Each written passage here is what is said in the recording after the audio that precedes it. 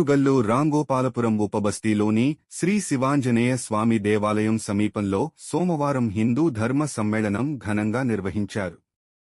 రాణి రుద్రమదేవి హిందూ ధర్మ సమ్మేళనం పేరుతో నిర్వహించిన ఈ కార్యక్రమంలో భక్తులు, యువకులు, మహిళలు పెద్ద సంఖ్యలో పాల్గొన్నారు. కార్యక్రమంలో హిందూ ధర్మ పరిరక్షణ, సంస్కృతి సంప్రదాయాల పరిరక్షణ, యువతలో ఆధ్యాత్మిక చైతన్యం పెంపొందించడం వంటి అంశాలపై వక్తలు ప్రసంగించారు. రాణి రుద్రమదేవి వీరత్వం, ధైర్య సాహసాలు నేటి తరానికి ఆదర్శమని పేర్కొన్నారు. అనంతరం ప్రత్యేక పూజలు, భజనలు నిర్వహించగా భక్తులు భక్తిశ్రద్ధలతో పాల్గొన్నారు. కార్యక్రమాన్ని స్థానిక నిర్వాహకులు సమన్వయం చేయగా ప్రజల సహకారంతో సభ విజయవంతంగా ముగిసింది.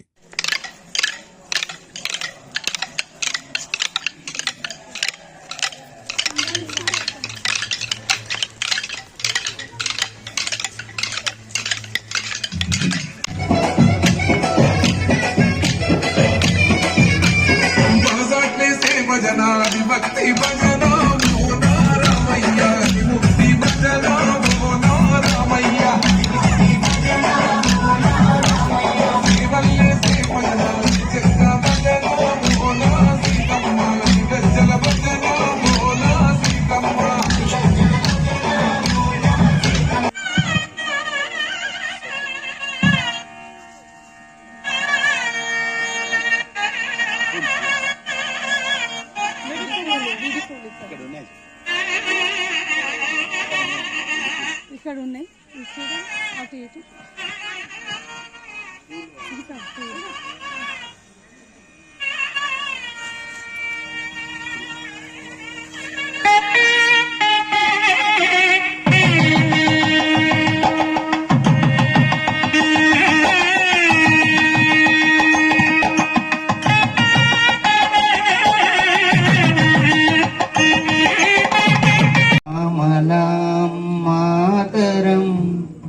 వందే మాతరం. శుభ్రజ్యోత్స్న పులకితయామిని పుల్లకుసుమిత ద్రుమదల శోభిని సుహాసిని సుమధుర భాషిని సుఖదాం వరదాం మాతరం. వందే మాతరం, వందే మాతరం. జై శ్రీరామ్, జై శ్రీరామ్, భారత్ మాతా కీ, భారత్ మాతా కీ. 100 సంవత్సరాల సుదీర్ఘ ప్రయాణం. అందులో ఎన్నో సమస్యలు, ఎన్నో ఆటంకాలు, ఎన్నో అవమానాలు, ఇవన్నీ తట్టుకొని కేవలం దేశం కోసం, ధర్మం కోసం పోరాటం చేస్తూ వచ్చింది మన ఆర్ఎస్ఎస్. మరి 100 సంవత్సరాలు పూర్తయిపోయింది. ఈ 100 సంవత్సరాలు పూర్తయినాక ఏ ఒక్క కార్యకర్త కూడా ఇంక నేను విశ్రాంతి తీసుకుంటాను అని అనుకోలేదు. వాళ్ళు ఈ 100 సంవత్సరాలు పూర్తి అయిన తర్వాత మళ్ళీ 100 సంవత్సరాలకి వాళ్ళు శ్రీకారం చుట్టారు. అందులో మొదటి సంవత్సరాన్ని ఇలాంటి హిందూ సమ్మేళనాలు నిర్వహిస్తున్నారు అంటే ఈ కార్యకర్తలకి దేశం పట్ల, ధర్మం పట్ల ఎంత నిబద్ధత ఉంది, కమిట్మెంట్ ఉంది అనేది మనం ఇక్కడ గమనించాలి. నా దృష్టిలో ఆర్ఎస్ఎస్, ఆర్ అంటే రక్షకులు, ఎస్ అంటే సేవకులు, ఎస్ అంటే సైనికులు. ఈ దేశాన్ని, ధర్మాన్ని కాపాడే రక్షకులు, సేవకులు, సైనికులు మన స్వయం సేవకులు. మరి ఈ 100 సంవత్సరాలు మనకి ఆర్ఎస్ఎస్ తెలుసో తెలియదో, వాళ్ళకి మనం సపోర్ట్ చేశామో.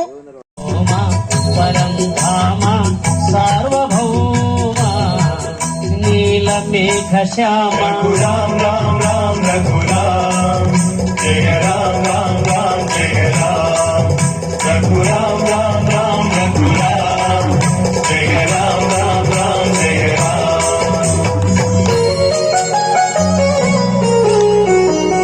తల్లి తండ్రి గురువు నీవే, తోడు నీడ నీవే, తల్లి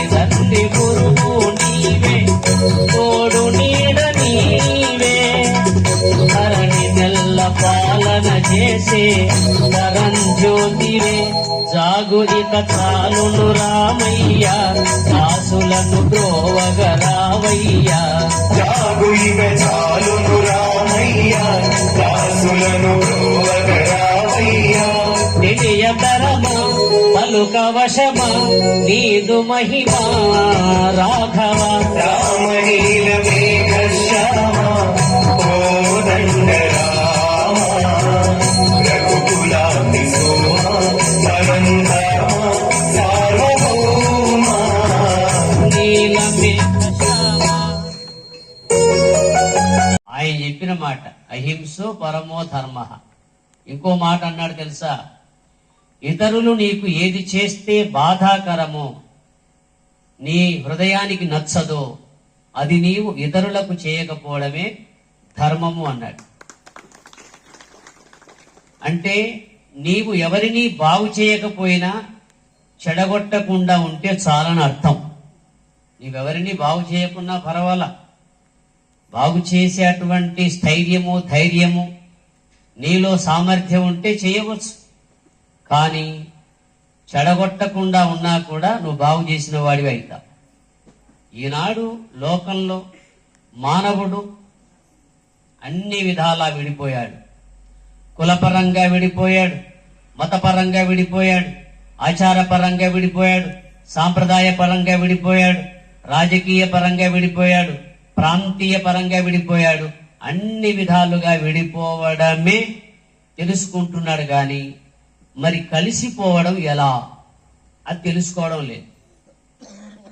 ఈ విడిపోయే మార్గం ఎలా ఉంటుంది తెలుసా? బంగారు కత్తెరైనా సరే అది వేరు చేయడం తెలుసు దానికి, కానీ చిన్న సూది ఏకం చేస్తుంది. కానీ ఆ సూదికి బెజ్జం ఉండాలి సుమా. బెజ్జం లేని సూది ఇంకా బెజ్జాలు చేస్తుంది కానీ ఏకం చేయదు. అందువల్ల ఈనాడు మానవుడు కత్తెరగా మారుతున్నాడు, బంగారు కత్తెరగా మారుతున్నాడు.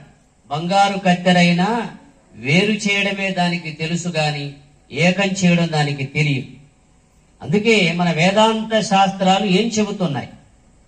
మన పూర్వీకులైన మహాత్ములు ఏ మార్గాన్ని అనుసరించారు, మనం ప్రస్తుతం ఏ మార్గంలో పోతున్నాం, ఈ మూడు విషయాలు ప్రతి తల్లి, ప్రతి తండ్రి, ప్రతి యువతి, ప్రతి యువకుడు ఆలోచించాల్సిన సమయం ఆసన్నమైంది. మన వేదాంత శాస్త్రాలు ఏమిటవి? శాస్త్రము అంటే ఒక అర్థం ఉంది. శాస్యదేతి శాస్త్రం, శాస్త్ర జ్ఞానే శాస్యతే ఇది శాస్త్రం. శాసించున్నది శాస్త్రం. మానవుడు ఇలాగే నడుచుకోవాలి, ఈ విధంగానే నడవాలి, మానవ జన్మ ఎత్తినందుకు తన ధర్మాన్ని ఆచరిస్తూనే నడవాలి, ధర్మం తప్పకూడదు అన్నటువంటి విధానాన్ని శాసించున్నదే శాస్త్రం అన్నారు. అందుకే యత్ శాస్త్ర విధిముత్సృజ్య వర్తతే కామకారతః న సిద్ధిమవాప్నోతి న సుఖం న పరాంగతిం అని భగవద్గీత చెబుతుంది. ఎవరైతే శాస్త్ర విధానాన్ని అనుసరించక తనకిష్టం వచ్చిన మార్గంలో పయనిస్తున్నాడో వాడు మోక్షమేమో కానీ సుఖ జీవితాన్ని కూడా జీవించలేడు అని చెప్పింది. మోక్షం మాట దేవుడు ముందుండి ఈ దేశానికి, ఈ ధర్మానికి కావాల్సినటువంటి ఒక సేవలను అందించారు. కాబట్టే ఒక సర్వోదయ నాయకుడు ఉన్నాడు.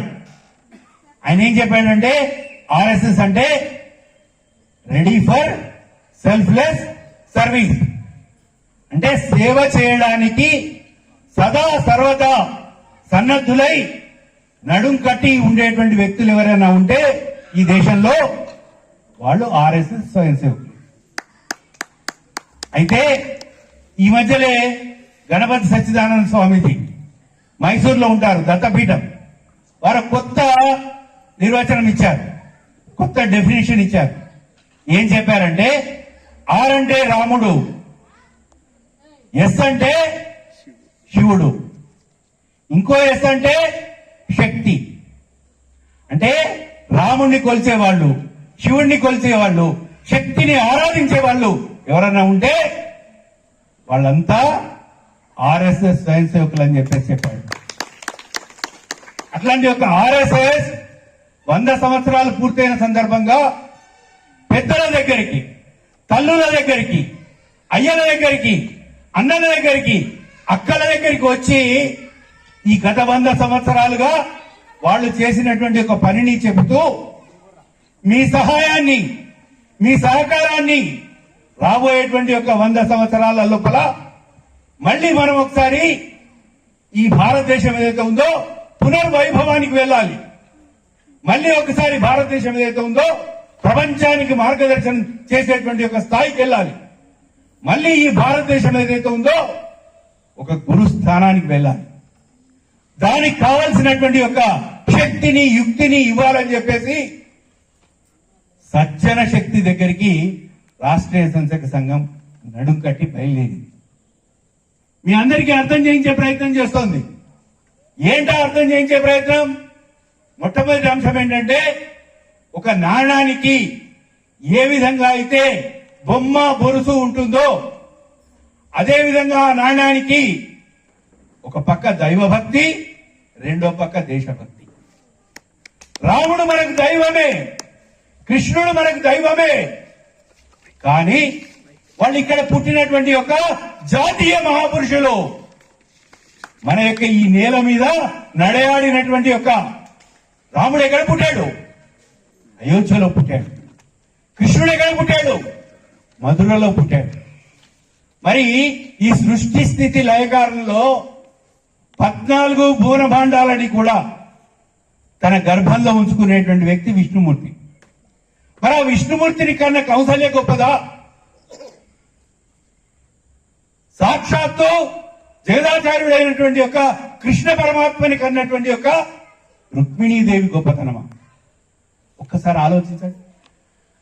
ప్రపంచంలో 193 దేశాలుంటే